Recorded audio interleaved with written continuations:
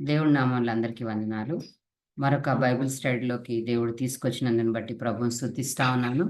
మరి last time మనము rules and responsibilities, men యొక్క రెస్పాన్సిబిలిటీస్ ఏంటి, ఉమెన్ యొక్క రెస్పాన్సిబిలిటీస్ ఏంటి అనేది మనం లాస్ట్ టైము ప్రీవియస్ వీక్, దాని ముందు వీక్లో మనం నేర్చుకున్నాం.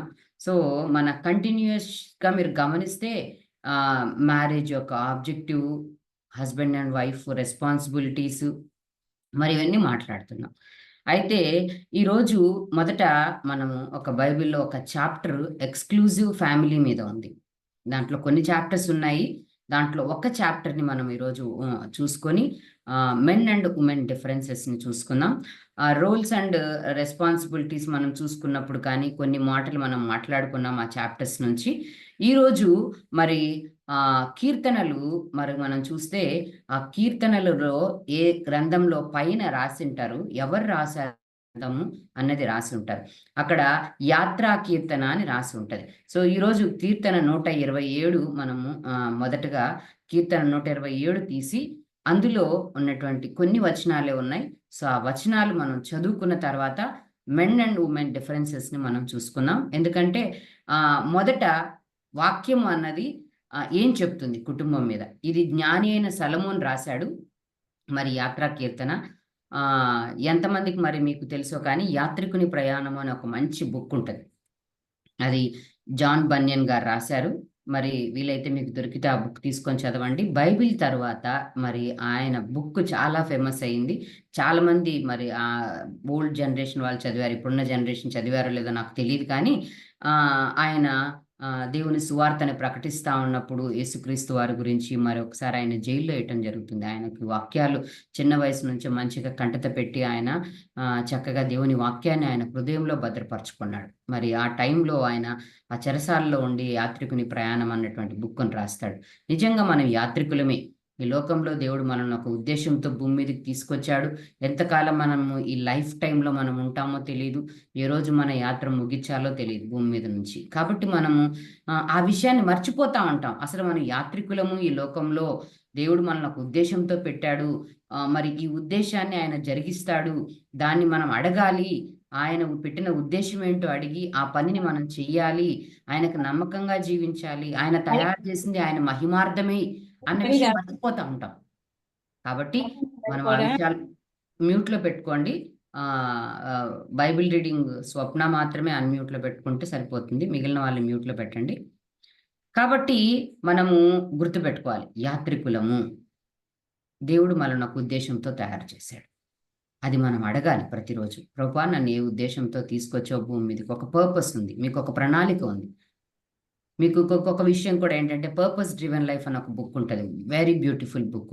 మరి అది 40 డేస్ అనుకుంటాను. ఐ థింక్ మరి నేను లాంగ్ బ్యాక్ చదివాను. సో ఎవ్రీ డే ఒక చాప్టర్ చదవాలి. చదివి దాన్ని మెడిటేట్ చేయాలి. సో అలా చేసిన దానివల్ల మన పర్పస్ ఏంటో మనకు అర్థమైతది. సో కాబట్టి అది ఇంగ్లీష్‌లో ఉంటది. మరి మీరు ఆ బుక్‌ని కూడా మీరు చదవచ్చు. సో కాబట్టి ఈ విధంగా మనం చదివినప్పుడు మనం ఆత్మీయంగా ఎదుగుతాము. దేవునికి సమీపస్తులుగా మనం వెళ్తాము. మన లైఫ్ ఏంటి? మనల్ని దేవుడు ఎందుకోసం తయారు చేశాడో మనకు అర్థమవుతుంది. ఓకే. మనం ఇప్పుడు ఈరోజు వెళ్ళడానికి ముందు స్వప్న 127 కీర్తనలు చదువుతారు.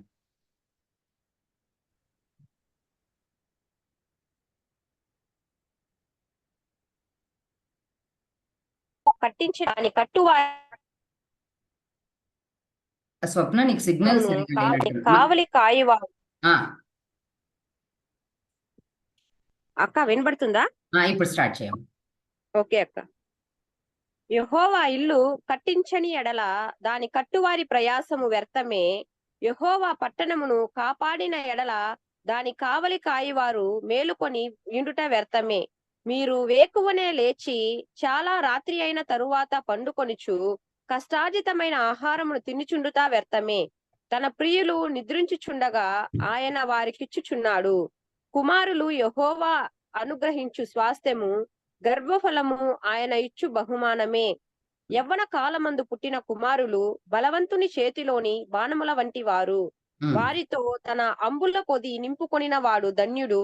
అట్టివారు సిగ్గుపడక గుమ్మములో తమ విరోధులతో వాదించుదురు.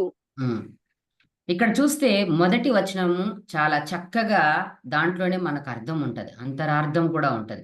ఏంటంటే జనరల్‌గా ఇల్లు అనగానే అందరికి ఏం గుర్తొస్తదంటే ఇల్లు.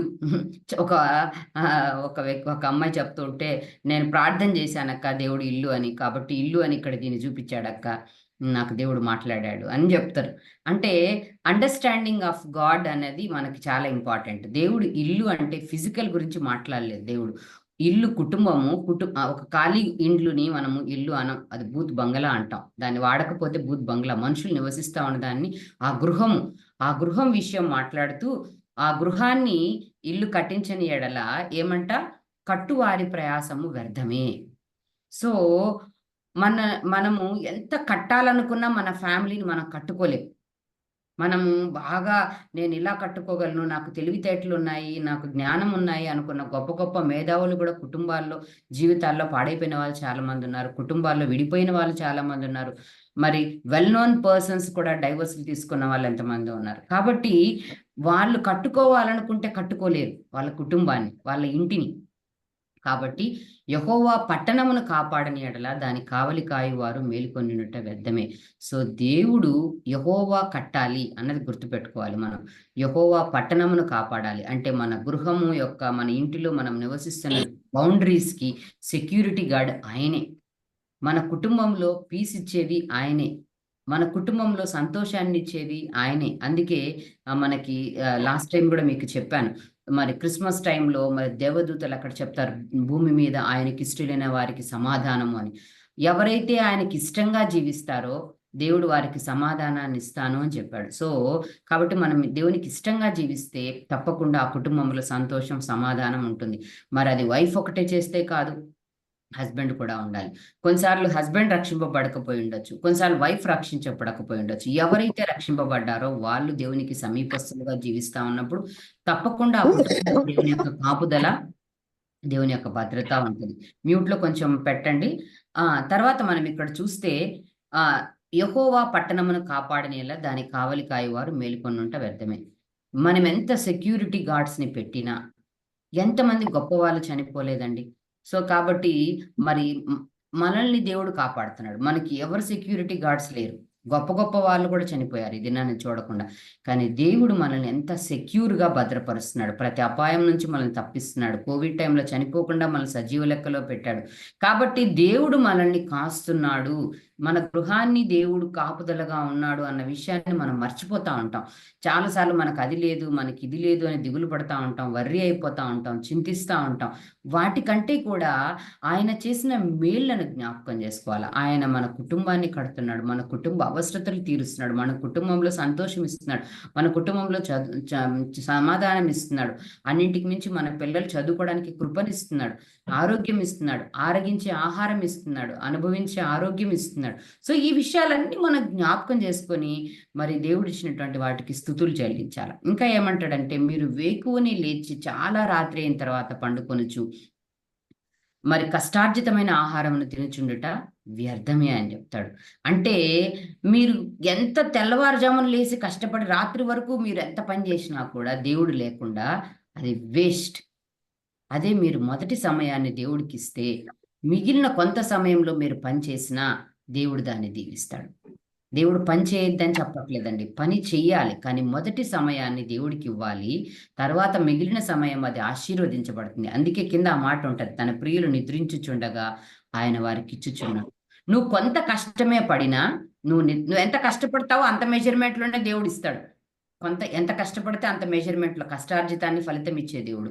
కాబట్టి మన మొదటి ప్రయారిటీ వేకువజామునే లేచి దేవుడికి మొదట ప్రయారిటీ ఇయ్యాలి. మౌన ధ్యాన సమయం దేవుడితో గడపాలి అన్నది మనము ఖచ్చితంగా థంబ్ రూల్‌గా గుర్తుపెట్టుకోవాలి. మన కుటుంబాన్ని దేవుడు కట్టాలి అంటే, మనం సంతోషకరమైన గృహంగా ఉండాలి అంటే, మరి దేవుడిని మనం మొదటిగా మనకు గృహంలో పెట్టుకోవాలి అన్నది గుర్తుపెట్టుకోవాలి. తర్వాత మనకక్కడ మేజర్‌గా చూస్తే మనకక్కడ ఏమంటదంటే కుమారుల గురించి మరి ఆ దేవుడిచ్చేటువంటి బహుమానం పిల్లల విషయం. లాస్ట్ టైమ్ మనం ఇవన్నీ చూసుకున్నాం.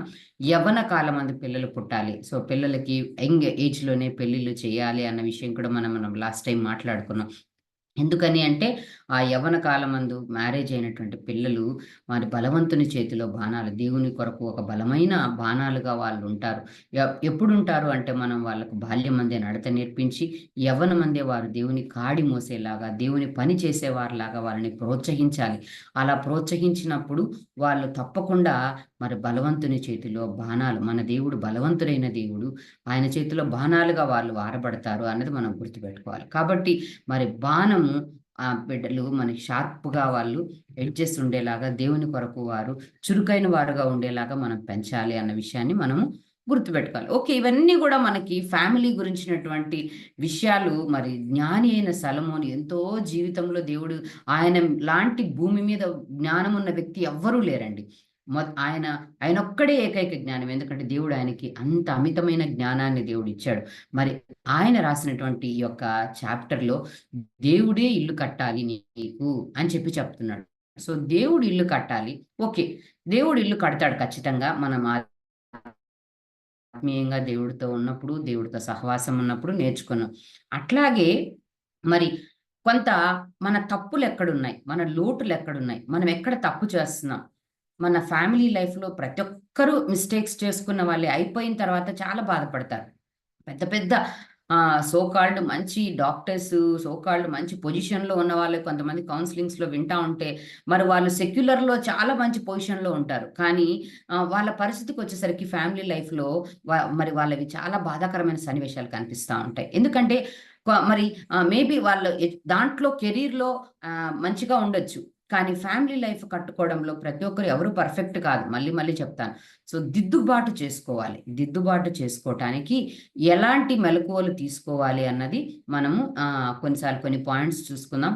ఇదేదో నేను మీకు పర్ఫెక్ట్ అని కాదు, మళ్ళీ మళ్ళీ చెప్తున్నాను. నేను ఎన్నో స్టడీస్ చేయటం ద్వారా, చదవటం ద్వారా, దేవుడిచ్చినటువంటి జ్ఞానం ద్వారా, ఆత్మదేవుడి నడిపింపు ద్వారా మీ ముందుంచుతున్నాను. ఓకే. ఇక్కడ మెన్ అండ్ వుమెన్ డిఫరెన్సెస్ అని మనం ఈరోజు టాపిక్ చూసాం. సో, ఇక్కడ మనకు బ్రెయిన్ చూస్తే వుమెన్ బ్రెయిన్ ఒకలాగుంది. మెన్ బ్రెయిన్ ఒకలాగుంది. సో, మరి వుమెన్ బ్రెయిన్‌లో చాలా గందరగోళం ఉంటది. అంటే మరి ఇవెందుకు గందరగోళం ఉంటది అన్నది మనకు వుమెన్ గురించి చదివినప్పుడు మనం చూస్తాం. ఫస్ట్ మెన్ గురించి మనం చూస్తాం. ఎందుకంటే దేవుడు మొదట మెన్‌ను తయారు చేశాడు. కాబట్టి మెన్ యొక్క డిఫరెన్సెస్‌లో ఎలా ఉంటారు, ఏంటి అన్నది మనం ఇప్పుడు చూస్తాం. 1 సెకండ్. ఓకే. చదువుతావమ్మా స్వప్న? ఓ సర్వే ప్రకారము భార్యాభర్తల మధ్య నిజమైన ప్రేమ ఏర్పడడానికి పెళ్ళైన 7-10 సంవత్సరాలు పడుతుంది. ఆ! మీ చాలు భాగస్వామి చూద్దాం తర్వాత. ఓ సర్వే ప్రకారం ఏమంటా అంటే భార్యాభర్తల మధ్య ప్రేమ ఏర్పడటానికి అంటే 7-10 సంవత్సరాలు పడుతుంది. ఇదొక సర్వే. అంటే సర్వే అంటే అనాలిసిస్ చాలామంది ఫ్యామిలీస్‌ని చూసి చెప్తారు. అంటే మధ్యలో కొంతమంది స్టార్టింగ్‌లోనే ఉండలేరు, డైవోర్స్‌లు తీసుకుంటారు. కొంతమంది పిల్లలు పుట్టగానే విడిపోతారు. కొంతమంది ఇలాంటి ఇష్యూస్ ఉంటాయి. కాబట్టి ఆ బాండేజ్ రావటానికి 10 సంవత్సరాలు పడుతుంది అని అంటున్నారు.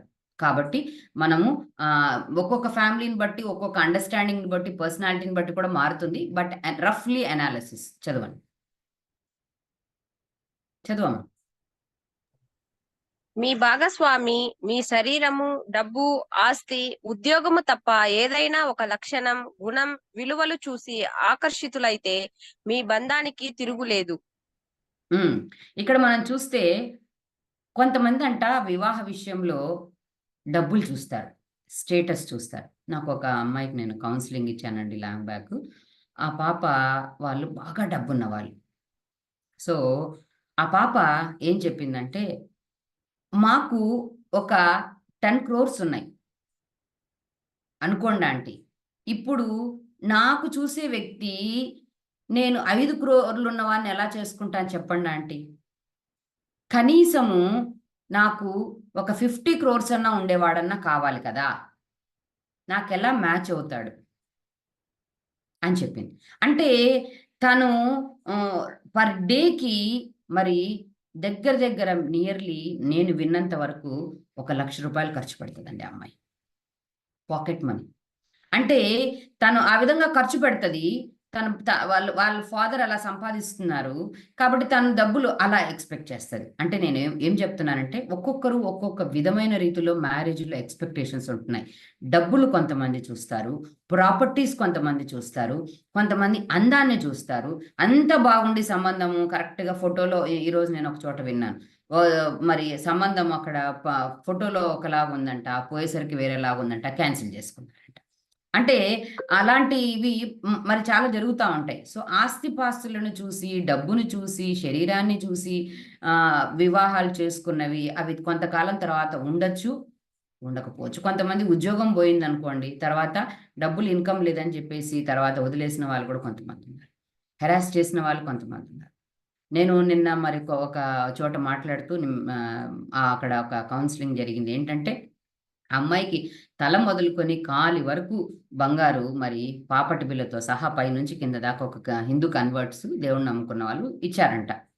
చివరికి ఏం జరిగిందో తెలుసా అండి? మొత్తం ఆ అబ్బాయి ఒలిచేసి అంతా ఖర్చు పెట్టేసి, మరి ఆ అబ్బాయి కూడా దేవుడు నమ్ముకున్న అబ్బాయి, మంచి అబ్బాయి అని చెప్పారంట.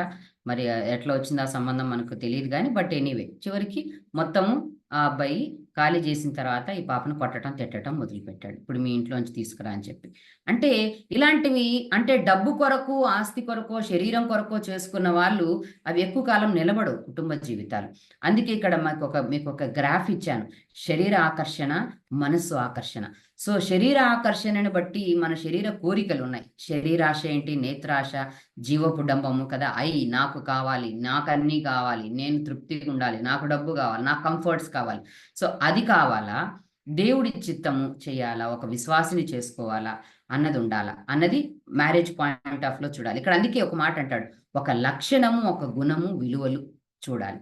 హస్బెండ్ అండ్ వైఫ్ లో మ్యారేజ్ అయిన తర్వాత మరి మేబీ డబ్బు ఉండొచ్చు, ఒక రోజుకి వెళ్ళిపోవచ్చు. అందం ఉండొచ్చు, మేబీ యవనంలో అందంగా ఉండొచ్చు, తర్వాత ఏజ్ అయ్యకొద్దీ అందం పోతుంది. కానీ అది కాకుండా మీ యొక్క పార్ట్నర్లో, మీ యొక్క హస్బెండ్ కానీ వైఫ్ కానీ పార్ట్నర్లో భాగస్వామినిలో ఏం చూడాలంటే ఆయనలో ఒక మంచి విలువైన చూడాలి పాజిటివ్గా.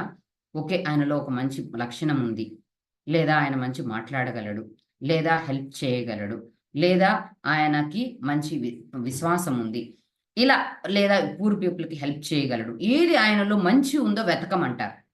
ఇది సైకాలజీలో కూడా చెప్తారు. పాజిటివ్ థింకింగ్ని డెవలప్ చేసుకోవటానికి మరి మనకి ఒక సర్టన్ ఏజ్ వచ్చిన తర్వాత శరీర ఆకర్షణ ఉండదు, సో ఫిజికల్ అటాచ్మెంట్ ఉండదు. కాబట్టి అప్పుడు ఆ ఎమోషనల్ బాండేజ్ రావాలి అంటే ఖచ్చితంగా శరీర ఆకర్షణ తగ్గిపోయే వయసు వచ్చేసరికి మనం వాళ్ళలో మరి పార్ట్నర్లు ఏం చూడాలంట భాగస్వామిలో అంటే ఒక లక్షణం కానీ, ఒక గుణము కానీ, ఒక విలువలు కానీ మీరు పాజిటివ్స్ని వెతకండి. అప్పుడు మీ ఫ్యామిలీ లైఫ్ ఎక్కువ కాలము ఉంటుంది అని చెప్పి చెప్తారు. ఓకే, చదువమ్మా.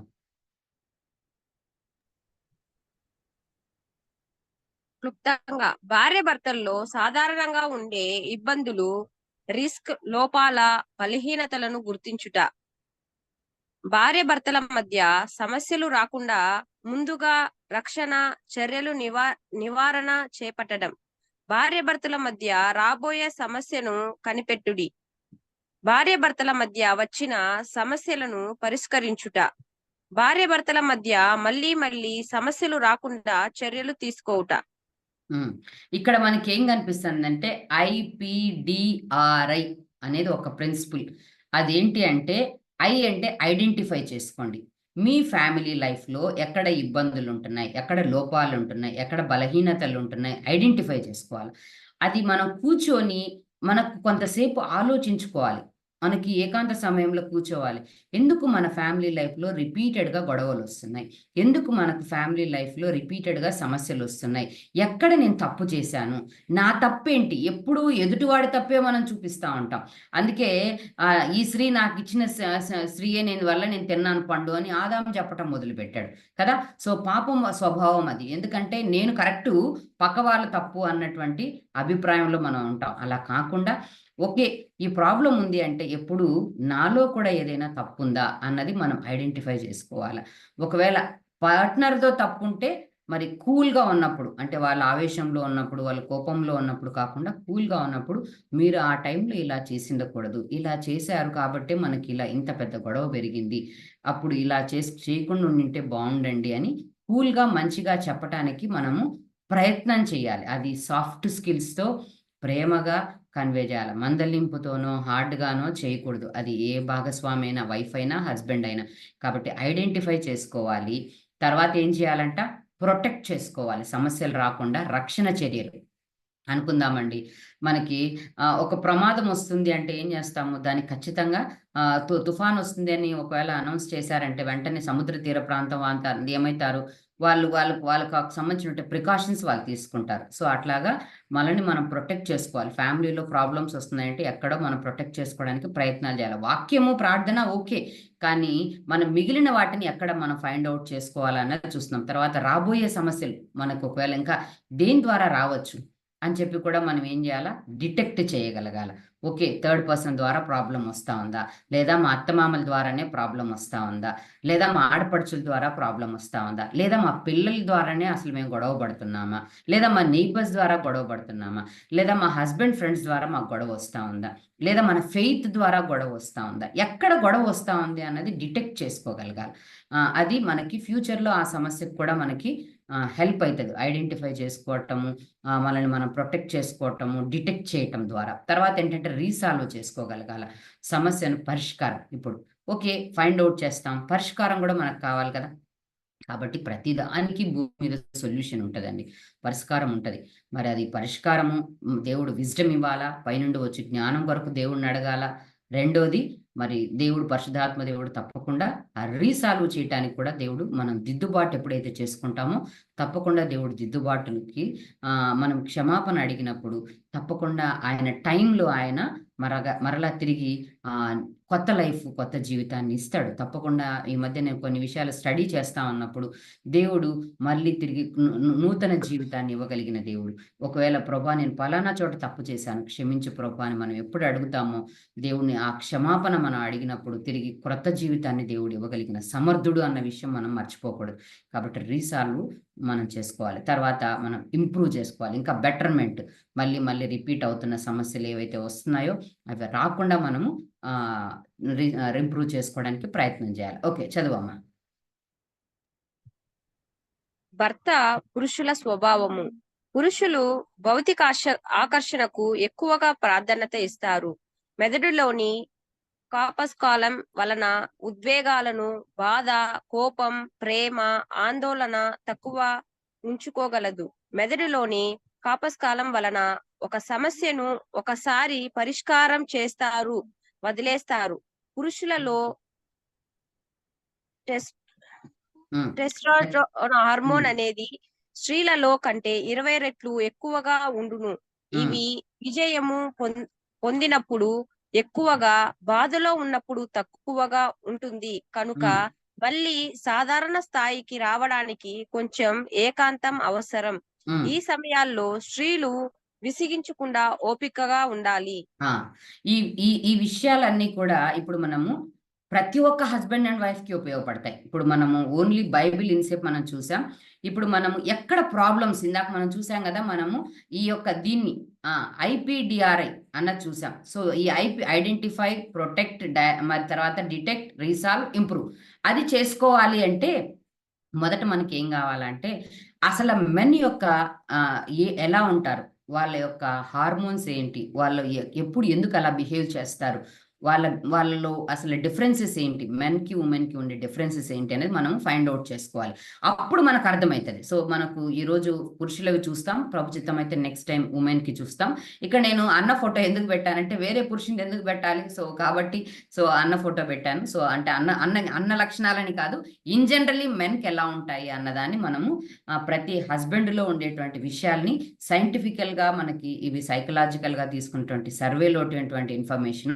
కాబట్టి వీటిని మనం తెలుసుకున్నప్పుడు మన హస్బెండ్స్‌లలో మరి ఇలాంటివి ఉన్నాయా అన్నది ఐడెంటిఫై చేసుకోవాలి. ఓకే.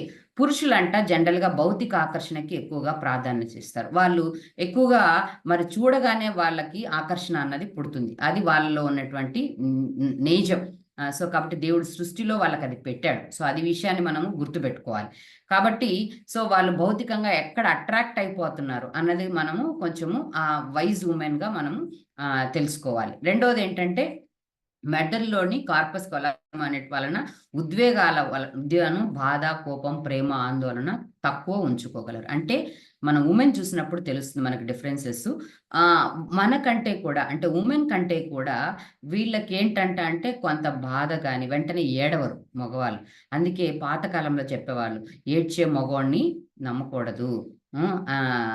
అని చెప్పేవాళ్ళు. నవ్వే ఆడదాన్ని నమ్మకూడదని. అది మరి వాళ్ళెందుకు చెప్పేవాళ్ళో ఏమో గాని, కానీ జనరల్‌గా మెన్ ఏడవరు మనకు తెలిసినంత వరకు. కొంతమంది అలా ఏడుస్తారు. కాబట్టి వాళ్ళకి తక్కువగా ఉంచుకుంటారు. కోపం కొంతమందికుంటది. మరి మీరిక్కడ కోపం లేదన్నారని. అంటే వాళ్ళు కంపారిటివ్‌గా వుమెను త్వరగా ఇరిటేట్ అయిపోతా ఉంటారు. ఎందుకంటే వాళ్ళలో ఉన్నటువంటి బయోలాజికల్ చేంజెస్, మెనోపాజ్ ఇట్లాంటి వాటి వల్ల మనం వుమెన్‌కొచ్చినప్పుడు చూస్తాం. తర్వాత మెదడులోని కార్పస్ సేమ్ అదే మన హార్మోన్ విషయంలో చూసినప్పుడు సమస్యను ఒక్కసారి పరిష్కారం చేసి వదిలేస్తారు. అంటే మనమైతే అయిపోయినాక మళ్ళా తిరిగి గెలుకుతాం. కానీ వాళ్ళైతే ఒక్కసారి పరిష్కారం చేస్తే ఇంక దాన్ని మళ్ళీ ఇష్యూ తీసుకొస్తే ఇష్టపడరు. అయిపోయింది గదా!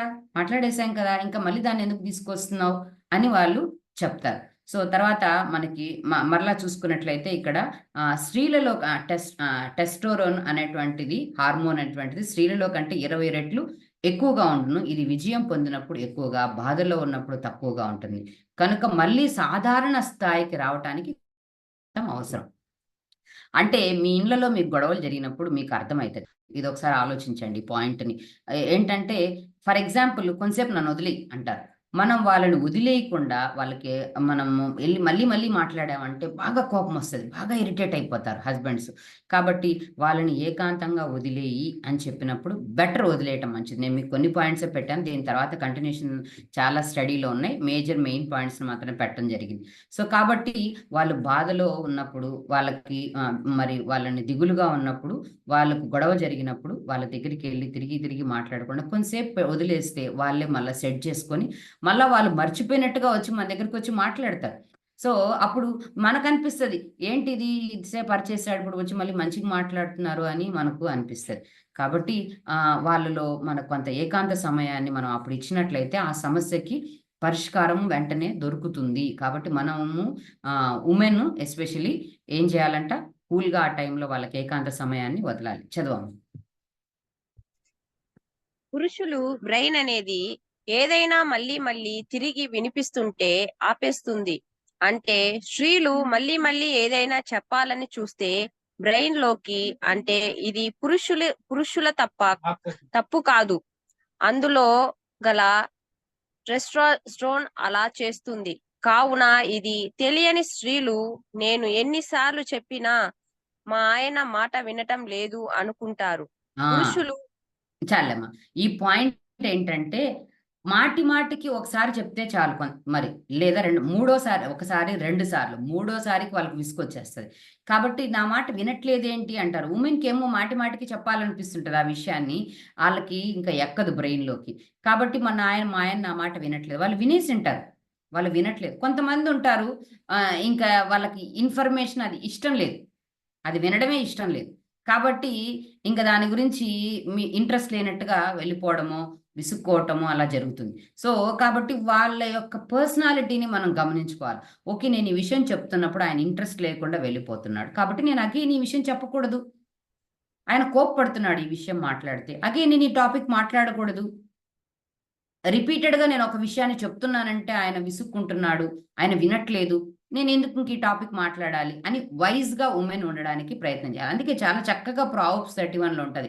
జ్ఞానవంతురాలుగా ఉండాలి. మన జ్ఞానవంతులుగా స్త్రీలు ఉండాలి అంటే ఈ పాయింట్స్ అన్నీ కూడా తెలుసుకోవాలి. సో, మెన్ యొక్క మళ్ళీ బాడీలో ఉన్నటువంటి దేవుడు పెట్టిన విధానం అలా ఉంది. సో, కాబట్టి మరి ఇవి ఇష్టం లేనివి వీటిని మనము అవాయిడ్ చేయాలి. వీటికి విషయాల్లో మనం కేర్‌ఫుల్‌గా ఉండాలి అన్నది తెలుసుకోవాలి. నెక్స్ట్. పురుషులు ఎక్కువగా లాజిక్ గా ఉంటారు. హ్మ్. సమస్యల్లో వెంటనే నిర్ణయం తీసుకోగలరు. హ్మ్. ఆక్సిటోసిన్ వెంటనే నిర్ణయం తీసుకోగలదు. కార్టిసోల్ హార్మోన్ వలన స్టెయిన్ ఆందోళన వస్తుంది. ఇది స్త్రీలలో కంటే పురుషులలో 1% ఎక్కువ. నొప్పిని తట్టుకునే శక్తి స్త్రీల కంటే కొంచెం ఎక్కువ. ఆ! ఇక్కడ చూస్తే మెన్ చాలా లాజికల్‌గా ఆలోచిస్తారు అని అంటారు. కానీ కొంతమంది మెన్ సరిగ్గా ఆలోచించలేని వాళ్ళు కూడా ఉంటారు సర్వేలో. వుమెన్ చాలా బాగా లాజికల్‌గా ఆలోచించే వాళ్ళు ఉంటారు. దాంట్లో కానీ మనకి నేను అందుకే చెప్పాను. సర్వేలన్నవి అన్నీ కరెక్ట్‌గా ఉండకపోవచ్చు. కానీ కొంతవరకు కరెక్ట్ ఉంటాయి. సో, కాబట్టి లాజికల్‌గా వాళ్ళు ఆలోచిస్తారు అని అంటారు. తర్వాత సమస్యలలో వెంటనే నిర్ణయం తీసుకోగలరు. కొన్నిసార్లు మనకి టూ మచ్ ఆఫ్ ఎక్కువ వర్రీ అయిపోతాం. ఒక సిట్యుయేషన్ అయినప్పుడు, ఒక యాక్సిడెంట్ అయినా, సమ్ ఇష్యూ అయినప్పుడు, ఒక ఫైటింగ్ జరుగుతున్నప్పుడు, అట్లాంటప్పుడు మనము too many at one time issues జరుగుతున్నప్పుడు నిర్ణయాలు తీసుకోలేక వర్రీ అవుతాం. సో, అలాంటప్పుడు వాళ్ళు వెంటనే ఆన్ ద స్పాట్ నిర్ణయం తీసుకోగలరు. కాబట్టి దేవుడు ఆ కేపబిలిటీస్ మెన్‌కి ఇచ్చాడు. అంటే మీరనుకోవచ్చు కొంతమంది మెన్‌లలో సైకలాజికల్ ఇష్యూస్ ఉంటాయి. అది డిపెండ్ అపాన్ హెల్త్ ఇష్యూస్‌ని బట్టి గానీ, ఫ్యామిలీ స్ట్రెస్‌ని బట్టి గానీ, లేదా after retirement whatever it may be. So, work pressure అట్లుంటాయి. సో, ఇది ఎగ్జంప్షన్ అనమాట దీంట్లో. కాబట్టి వాళ్ళు సమస్యలలో వెంటనే నిర్ణయం తీసుకోవటానికి కొంత కన్‌ఫ్యూషన్ స్టేట్‌లో పడతారు. ఎందుకంటే వాళ్ళకి ఆల్రెడీ డిప్రెషన్‌లో ఉంటారు కాబట్టి తీసుకోలేరనమాట. కాబట్టి అలాగే వాళ్ళకి పురుషులలో వాళ్ళకి ఆక్సిటోసిన్ అనేటువంటిది ఏం చేస్తదంటే ధైర్యాన్నిస్తుంది. అందుకనే వాళ్ళు బండ్లు డ్రైవ్ చేయటం గాని, యంగ్‌స్టర్స్ ఎస్పెషల్లీ అంటే వుమెన్ భయపడినట్లుగా వాళ్ళు భయపడరు. ఏ విషయాలకైనా గూడా. సో, ధైర్యంగా వెళ్ళిపోతా అంటారు. స్పీడ్‌గా వెళ్ళిపోతా ఉంటారు. అన్నమాట. సో, వాళ్ళకి దేవుడు అది పెట్టాడు. తర్వాత స్ట్రెస్, ఆందోళన విషయం కూడా మరి వాళ్ళు ఎక్కువగా వర్రీ అవ్వరు. చాలామంది మీరు సర్వే చూసినట్టయితే సైకలాజికల్ ప్రాబ్లమ్స్ ఎక్కువగా అయ్యేది వుమెన్‌కే.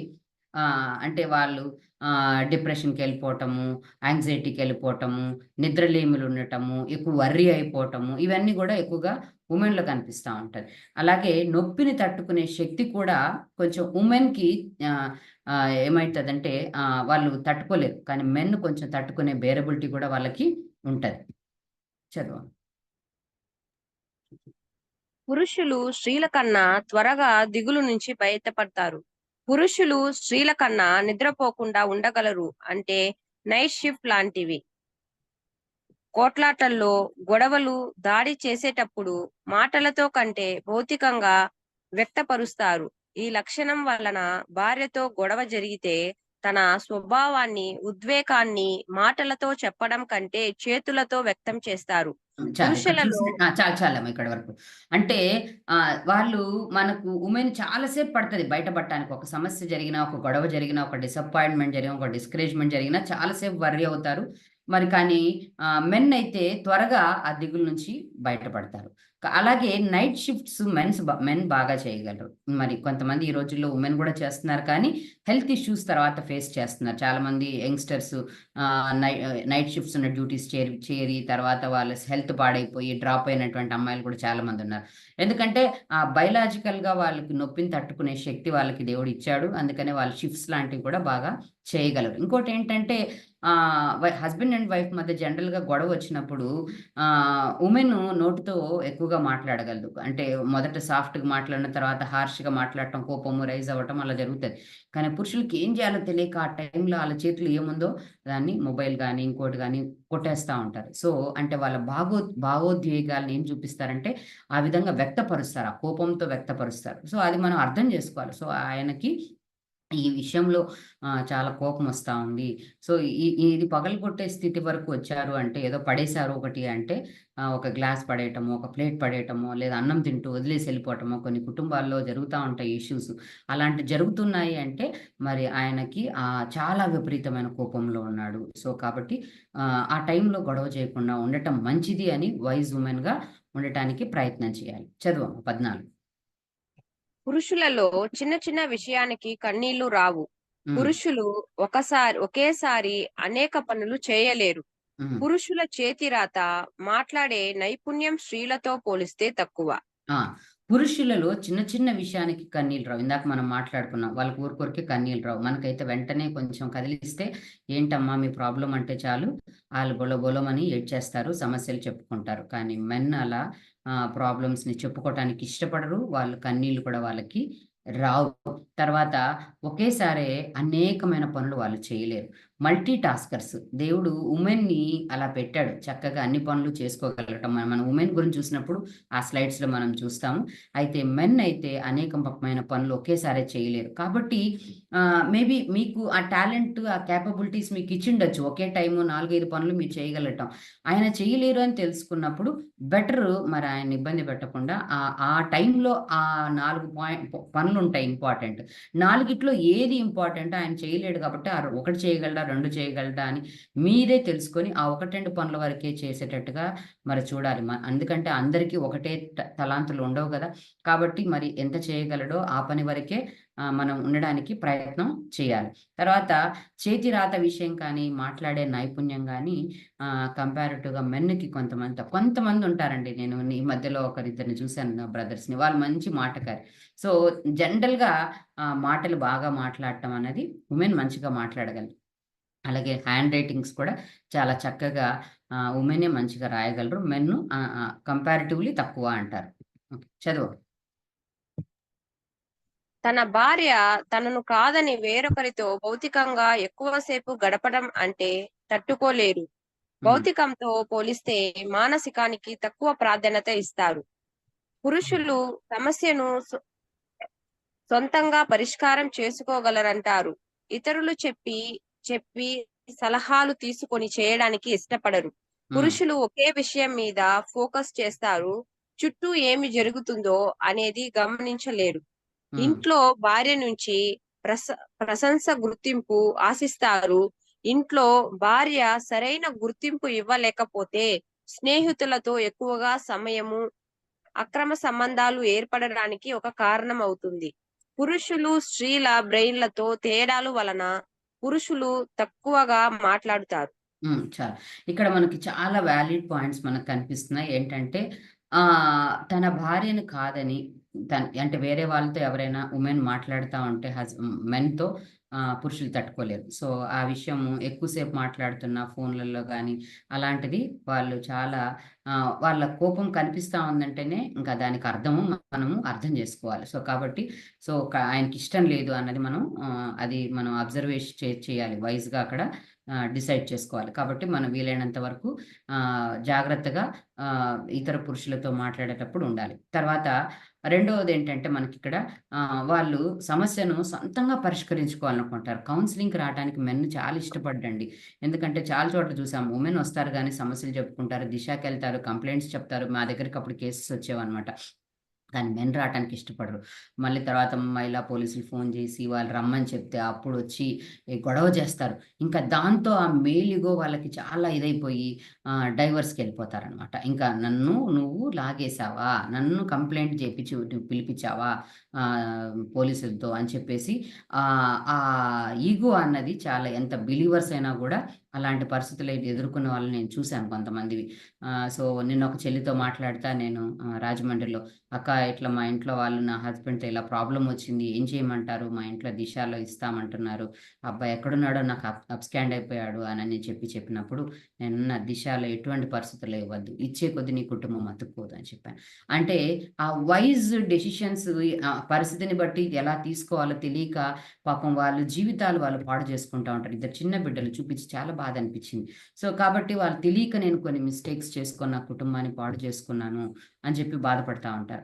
కాబట్టి మనము ఈ విషయాలన్నీ ఎందుకు చెప్పాలనుకున్నామంటే, సో, మరి ఎంతమంది జీవితాల్లో చూస్తున్నాం కాబట్టి, సో, కొన్ని వైస్ విషయాలు మనం తీసుకోవాలనుకున్నప్పుడు ఇలాంటివి మనం విన్నప్పుడు మనం చక్కగా మన కుటుంబాలు మనం కట్టుకోవడానికి దేవుడు సహాయం చేస్తాడు. మరిక్కడ ఇతరులకు చెప్పటానికి అస్సలు ఇష్టపడరు. కాబట్టి ఇప్పుడేం చేయాలి అని మీకనిపించొచ్చు. సో, కాబట్టి మొదట మరి మీకు ఎవరికి చెప్పుకోవచ్చో, మరి మీ మీ సమస్యని దాపరికంగా ఉంచగలిగిన వాళ్ళకి మీరు చెప్పండి. ఇతరులకు ఆ విషయం చెప్పకుండా ఉన్న వాళ్ళకి చెప్పండి. విశ్వాసి అయితే మరి మంచిది. నేనైతే నా అభిప్రాయంలో అయితే విశ్వాసి అయితే ప్రార్థన చేస్తారు మీ సమస్య కొరకు. తర్వాత మరి సమయానుకూలాన్ని బట్టి దేవుడే ఆ కార్యము మరి ప్రార్థన చేస్తాం కాబట్టి దేవుడు తప్పకుండా దర్శిస్తాడు. మరి మెన్‌ని మెన్నే కౌన్సిల్ చేయగలిగితే బావుంటది. వుమెన్‌కి వుమెనే చేయాలి. సో, జనరల్‌గా ఫ్యామిలీ కౌన్సెలింగ్స్‌లో వైఫ్ అండ్ హస్బెండ్ కూర్చుంటారు. సో, అలాంటిది మరి వాళ్ళు రారు కాబట్టి రిలేషన్‌షిప్‌తోనే అది జరగాలనమాట. సో, కాబట్టి వాళ్ళకి ఇతరులకి ఫ్యామిలీ ఇష్యూస్ చెప్పాము అని తెలిస్తే ఈవెన్ దో మాట్లాడటానికి అవాయిడ్ చేస్తారండి. అంటే మా ఇంట్లో విషయాలు చెప్పేసిందా ఇంకా రిలేషన్‌షిప్ మాతో మాట్లాడటానికి కూడా ఇష్టపడని వాళ్ళు చాలామంది ఉన్నారు. కాబట్టి మాకు చెప్పినా మేము చెప్పనట్లు ఉంటాం. ఎందుకంటే వాళ్ళు అవాయిడ్ చేసేస్తారు మనతో మాట్లాడటానికి. సో, మనం అందుకనే వాళ్ళకి ఇష్టం ఉండదు అన్నది గుర్తుపెట్టుకోండి. కాబట్టి మీ క్లోజ్ ఫ్రెండ్స్ ఎవరికైనా మీరు షేర్ చేస్తున్నారని తెలిస్తే నా ఫ్రెండ్‌కి ఒక అమ్మాయికి మ్యారేజ్ అయింది. లేట్‌గా మ్యారేజ్ అయింది. తను హిందువే. తను హ్మ్, నాకు మాకన్నీ షేర్ చేస్తుందన్న విషయం ఆ అబ్బాయి ఎప్పుడో ఫోన్‌లో వినేసాడు. వినేసాడు. తర్వాత ఆ పాప నాకు చెప్తూ ఉంటే తెలీదు నాకు ఆ విషయం. "ఒకసారి మా ఇంటికి తీసుకురా కొత్తగా పెళ్లయింది గదా! భోజనానికి" అని చెప్పాను. అని చెప్తే తర్వాత ఆ అబ్బాయి "మీ ఫ్రెండ్‌కి ఫోన్‌లో చెప్తుంటే నేనన్నీ విన్నాను. నేను రాను వాళ్ళ ఇంటికన్నాడంట." అంటే ఒక్కసారి చెప్పటం వాళ్ళు త చెప్తున్నారు మా విషయాలు అని నెగెటివ్స్ అని విన్నారంటే మళ్ళీ రాటానికి ఇష్టపడరు. కాబట్టి ఇతరులకి షేర్ చేసేటప్పుడు చాలా జాగ్రత్తగా ఉండాలి. తర్వాత పురుషులు ఒక విషయం మీదనే ఫోకస్ చేస్తారు. మనమైతే మల్టీ టాస్క్ ఇలా చూస్తాం, ఇక్కడ చూస్తాం, అక్కడెవరున్నారని చూస్తాం. కానీ వాళ్ళు అలా చుట్టూ ఫోకస్ కూడా కొంతమంది చేయలేరు సర్వే ప్రకారం. తర్వాత మేజర్‌గా వుమెన్ అప్రిషియేషన్ చానా కోరుకుంటారు. సో, వైఫు చక్కగా షర్ట్ బావుందండి. మీరు చక్కగున్నారు. దీంట్లో బావున్నారు. ఇలా అప్రిషియేట్ చేయటానికి వాళ్ళు కోరుకుంటారు. కాబట్టి అది మనం వాళ్ళకి గుర్తింపును కూడా ఇవ్వాలి. మేజర్‌గా మాట్లాడుతున్నప్పుడు లాస్ట్ టైమ్ మనం చూసాం.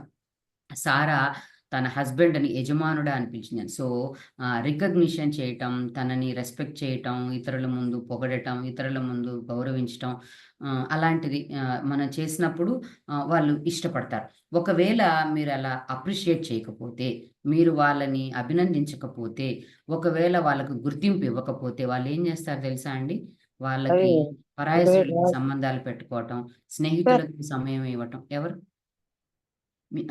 మ్యూట్‌లో పెట్టుకోండి. సో, స్నేహితులతో ఎక్కువగా సమయం గడపడం అంటే ఫ్యామిలీకి టైమ్‌ని కట్ చేసి బయటివ్వటానికి ప్రయత్నం జేస్తారు. కాబట్టి మనము జాగ్రత్తగా స్త్రీలు ముఖ్యంగా ఈ విషయాల్లో ఉండాలి. తర్వాత ఈ బ్రెయిన్‌లో ఉన్నటువంటి తేడాల వలన వాళ్ళు చాలా తక్కువగా మాట్లాడతారు. ఇంకా కొన్ని పాయింట్సే ఉన్నాయి క్లోజ్ చేసుకుందాం. చదవండి. స్త్రీలతో పోలిస్తే పురుషులు భౌతిక చర్యలు ఎక్కువగా ఇష్టపడతారు. హ్మ్. కాబట్టి పురుషులను ఆకర్షించటానికి భౌతిక చర్యలు, డ్రెస్, వంట, వస్తువులు, స్పర్శ, అందం.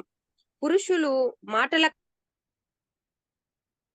కలుపుతో లైంగిక ప్రేరేపణ పొందుతారు. పురుషులు హ్మ్. వెంటనే ఫలితం వచ్చే వాటి కోసం ఆలోచిస్తారు. హ్మ్. అధికంగా ఉన్న టెస్టోస్టెరాన్ హార్మోన్ అనేది పురుషులలో భయం లేకుండా రిస్క్ తీసుకునేలా, సాహసం చేసేలా చేస్తుంది.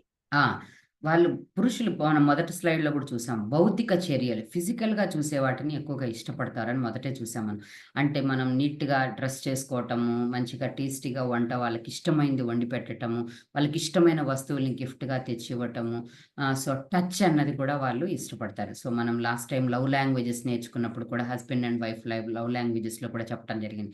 ఫిజికల్ టచ్ అన్నది చాలా ఇష్టపడతారు. సో, కాబట్టి ఈ విషయాలు మనము చాలా జాగ్రత్తలు వహించాలి. తర్వాత మాటల కంటే కూడా కంటి చూపు అన్నది వాళ్ళు ఎక్కువగా ఇష్టపడతారు. తర్వాత అలాగే వెంటనే రిజల్ట్స్ రావాలి వాళ్ళకి. వాళ్ళకి ఫలితము వెంటనే రిజల్ట్స్ వచ్చేలాగున వాళ్ళు ఆలోచిస్తారు. అలాగే వాళ్ళు రిస్క్ తీసుకునేటువంటి సాహసము వాళ్ళకి కొంచెం ఉంటది. కాబట్టే మనం ఇందాకే మాట్లాడుకున్నాం. కొన్ని సిట్యుయేషన్స్‌లో డెసిషన్ మేకింగ్ తీసుకోలేని టైంలో వాళ్ళు రిస్క్ టేకింగ్ డెసిషన్స్ కూడా తీసుకుంటారు. స్టేషన్స్‌కెళ్తారు, కోర్ట్‌లకెళ్తారు, లాయర్‌లతో మాట్లాడతారు. యాక్సిడెంట్స్ అయినప్పుడు గాని, ఇట్లాంటి విషయాల్లో. సో, కాబట్టి ఆ రిస్కింగ్ నేచర్ అన్నది వాళ్ళకున్నటువంటి దేవుడు పెట్టిన హార్మోన్స్‌ని బట్టి వాళ్ళు అలా బిహేవ్ చేస్తారు. కాబట్టి ఈ విషయాలన్నీ మనం జ్ఞాపకం చేసుకొని, మరి మెన్‌లో మనకి 25 పాయింట్స్ దగ్గర దగ్గర చూసాం. మనం 127 చాప్టర్ చూసాం. సో, యెహోవా ఇల్లు కట్టించాల్సిందే. ఈ పాయింట్లు మనం తెలుసుకున్న దాని వల్ల కాదు కానీ, మొదటే మనం చదువుకున్నాం. యెహోవా ఇల్లు కట్టించిన యెడల దాని కట్టువాని ప్రయాస వ్యర్థమే. యెహోవా పట్టణమును కాపాడని యెడల దాన్ని కావలి కాయువారు మేలుకొనుండుట వ్యర్థమే. కాబట్టి అల్టిమేట్ దేవుడే కట్టాలి. కానీ దేవుడు కట్టడంతో పాటి మరి మనం ఎక్కడ ఫెయిల్యూర్ అయిపోతున్నామో, వాటికి సంబంధించినటువంటి విజ్డమ్ కొరకు మనం ప్రార్థన చేయాలి. మరి ఆ విషయాలను మనము తెలుసుకుంటే లోటుపాట్లని మనం దిద్దుబాటు చేసుకోవడానికి అవకాశం ఉంటది. కాబట్టి మనము ఈ వుమెన్ డిఫరెన్సెస్‌ని మనం చూసాం. ఈరోజు మెన్ డిఫరెన్సెస్ చూసాం. ప్రభు చిత్తమైతే నెక్స్ట్ టైము మరొక చాప్టర్ స్టడీలో నుంచి వుమెన్ డిఫరెన్సెస్‌ని కూడా చూస్తాం. ప్రార్థన చేసుకుందాం. పరిశుద్ధుడవగు దేవా, ప్రేమ కలిగిన తండ్రి, మీకు వందనాలు, స్తోత్రాలు నాయనా. మరి ఈ యొక్క రాత్రికాల సమయంలో ప్రభా, మరి మీరు మెన్ అండ్ వుమెన్ డిఫరెన్సెస్‌లో మెన్ యొక్క డిఫరెన్సెస్‌ని మేము చూడగలగటానికి ప్రభా మీరు సహాయం చేశారు. అవును ప్రభా. మరి భార్యలుగా ప్రభా నైనా మరి భర్తల యొక్క ప్రభా మరి స్వభావము మీరు ఏ విధంగా పెట్టారో మరి వారి యొక్క ప్రభా మరి చేంజెస్ ఎలా ఉంటాయో మరి తెలుసుకున్నాం. దేవా మరి జ్ఞానవంతురాలు తన కుటుంబాన్ని జ్ఞానవంతురాలుగా కుటుంబాన్ని ఉమెన్ కట్టుకోగలగడానికి ప్రభా మరి మీరు నిజంగా మీరు కట్టాల్సిందే గృహాలన్నది మేము నేర్చుకున్నాం. కాబట్టి ప్రభా మీరు మరి ఎవరెవరు ఏ ప్రాబ్లమ్స్‌లో ఉన్నారో ప్రభా మరి వీటి విన్నవారు ప్రభా వారి కుటుంబాలు దీవించబడలాగున, వారి కుటుంబాలు కట్టుకొనులాగున, వారు క్రీస్తు కేంద్రీకృత కుటుంబాలుగా ఉండలాగున మీ పరిశుద్ధాత్మ దేవుని సహాయాన్ని అనుగ్రహించమని బ్రతిమాలుకుంటూ యేసుక్రీస్తు వారి పేరిట వేడుకొంచున్నాం తండ్రి. ఆమేన్.